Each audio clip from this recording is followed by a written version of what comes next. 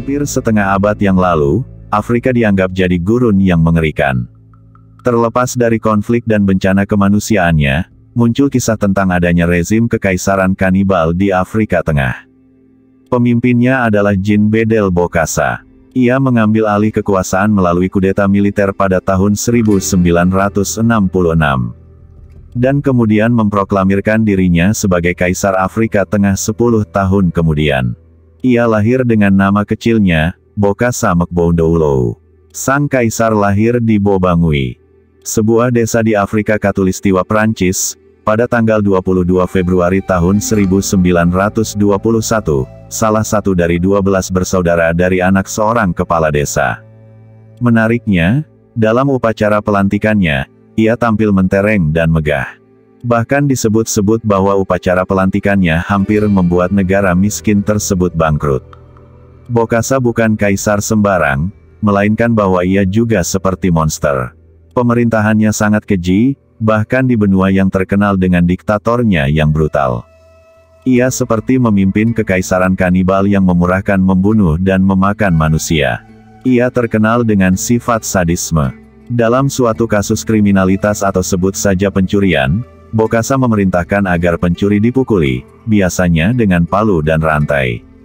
Ia menikmatinya sembari mengawasi penghakiman mengerikan itu. Bokassa juga punya hewan peliharaan yang tak biasa dan cenderung hewan buas. Terkadang, para kriminal akan jadi menu makan peliharaannya. Ia begitu senang memberi makan buaya dan singa pribadinya, seorang tersangka penjahat di Villa Kolongo yang mewah. Menurut kesaksian sejarawan Prancis, pemimpin kekaisaran kanibal di Afrika Tengah ini juga memang benar-benar seorang kanibal. Setiap kali ada tamu yang datang ke vilanya yang mewah, ia menyambutnya dengan baik.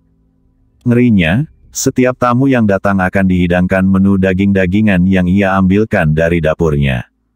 Namun, tersiar kabar sampai ke Prancis bahwa Bokassa telah melakukan tindakan yang tidak menyenangkan di negaranya.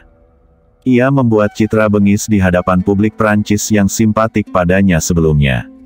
Suatu kabar yang menyebut bahwa Bokassa secara pribadi telah memukuli sebanyak 100 anak hingga tewas dengan tongkat dan batu.